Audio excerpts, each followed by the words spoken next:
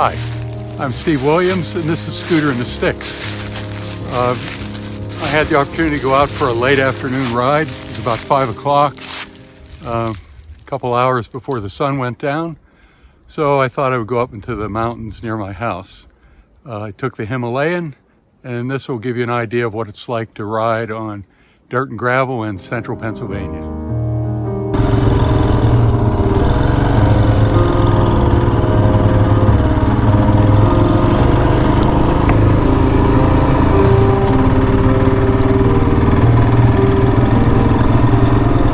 It's late in the afternoon.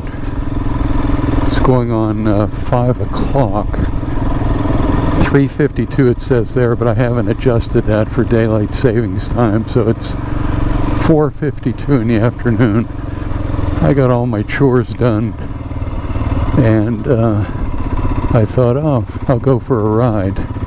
And it's only about 2 miles from the house to get into the forest here.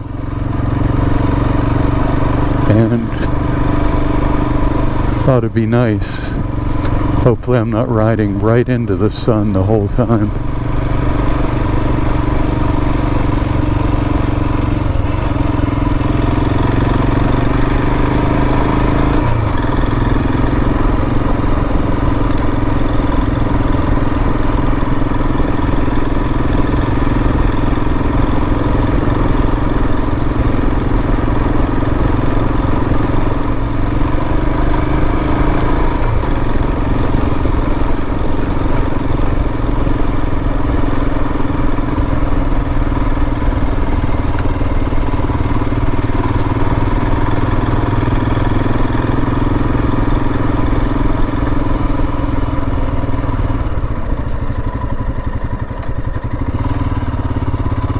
These narrow roads, you never know when a bunch of bicycles riding 4 abreast are coming down, or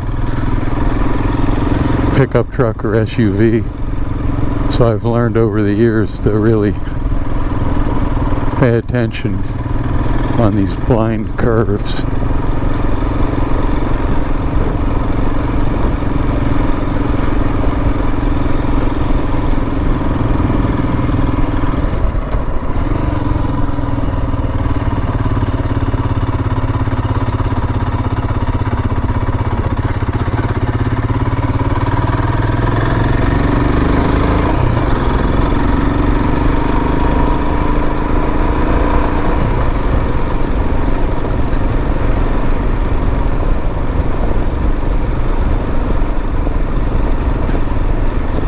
I spent a lot of time trying to decide what motorcycle I should buy. I wanted something I could ride on these roads comfortably, and I looked at the KTM 390 Adventure, I looked at the Honda CRF 300 Rally, I looked at the Kawasaki 250, and this is the bike that really caught my attention. Probably two things about this motorcycle really attracted me. The first was its appearance. I love the way it looks, and as a photographer, how it looks matters to me, because it will be a model in a lot of still photographs I make. But probably the most influential thing were the reviews that said it's underpowered, slow, and boring. And because the way I ride, I'm not going to come tearing up through here at 60 miles an hour. I want to look around at the countryside, and slow and steady was exactly a perfect fit for the way I ride. And I'm just shy of 300 miles now. I'm going to be doing my first service soon. But that's enough miles on this motorcycle to know it was the right choice. And I'm really pleased with it. I'm also pleased with the simplicity of the motorcycle. It appears that I can do most of the service myself. And even though I don't like doing it because the dealer's so far away, I've decided that I will do the oil changes and the valve checks and adjustments and anything other than warranty work.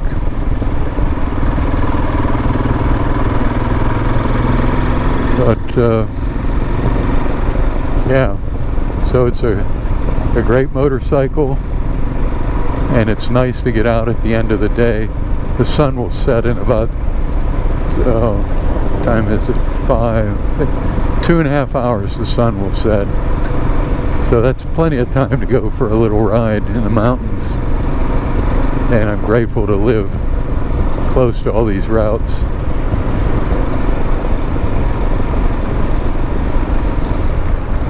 I have to say, it is difficult to see with the sun shining in my face.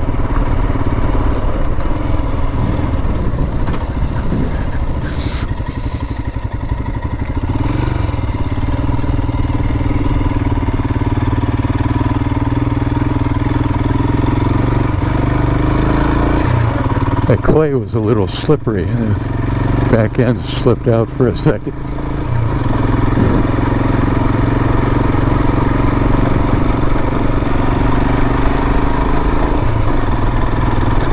This is a pretty steep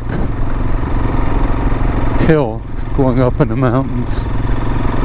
I'm in third gear, 3,000 RPMs, and it just crawls right up here. Very comfortable. The Bureau of Forestry hasn't put down any fresh gravel yet, so these roads can be awful when it's 6 inches deep with gravel. Maybe they won't do it this year because it's in pretty good shape. There's a spring right here in the mountains. A lot of people still drink out of that. I don't drink out of the springs anymore. I've ridden the Vespa scooter up here. What a difference it is on the Himalayan. There's a deer. It's that time of day. Don't want to run into any of them. And the bears, they'll be out moving around now, I think. It's been a while since I've seen a bear on the road. Last year I did.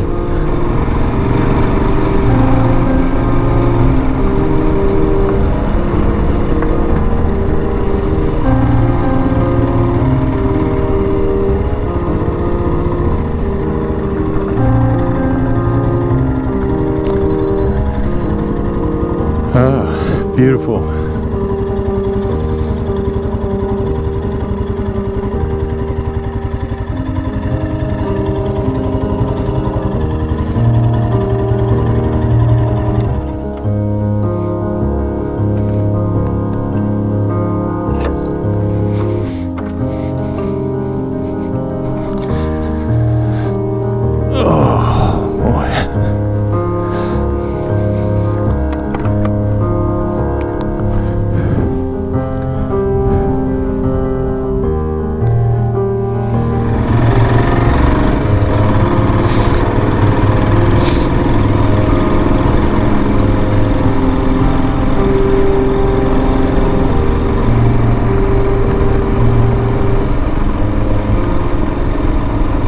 I just can't get over how beautiful it is.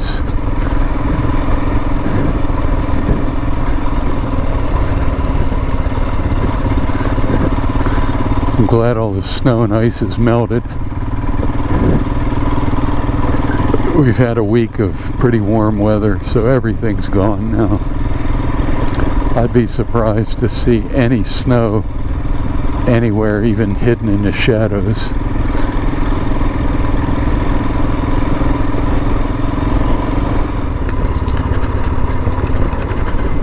Little washboard stuff. Much more comfortable on the Himalayan than the Vespa.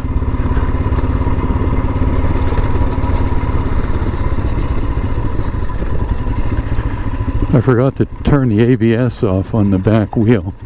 I don't think I'm going to need it today, but it is something possible to do. So if you need to skid the back wheel, you can do that.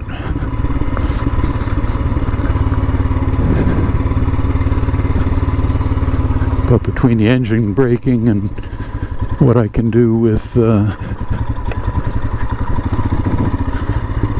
brakes, I'm fine. It's not that steep here.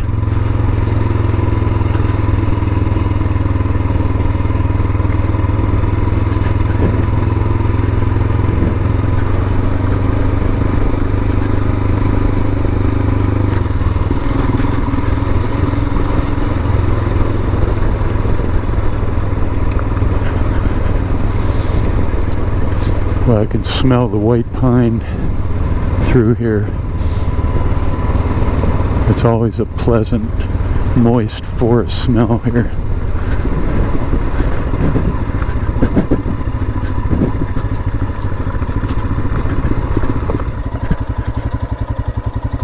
Closed ATVs.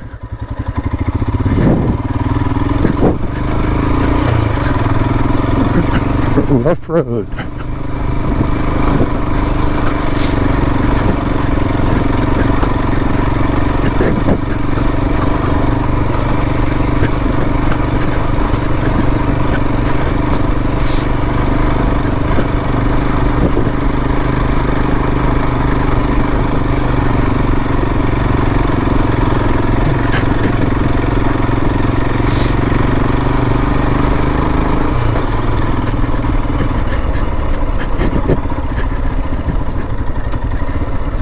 So, where does this go?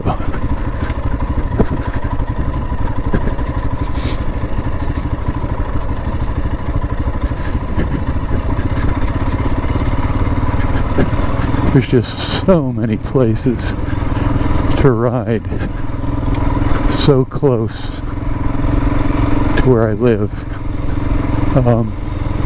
If I had been able to get out a little earlier today, I was going to go ride on a section of the Mid-Atlantic Backroad Discovery Route, but since it was almost 5 o'clock, I figured I'd stay close to home.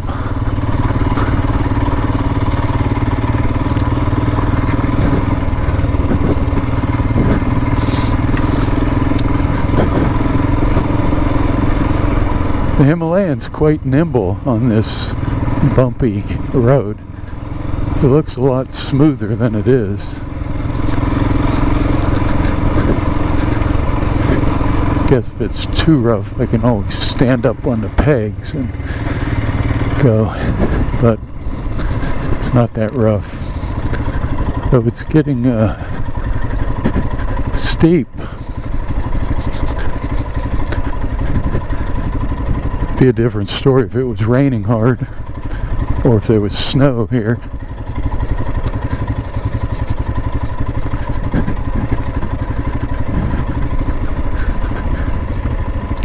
Since there's no maintenance on this road, I didn't think about fallen trees.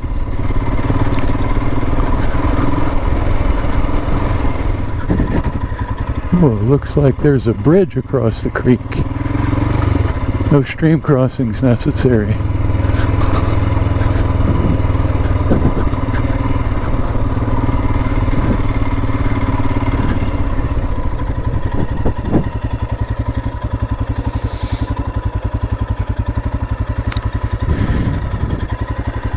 Pretty day.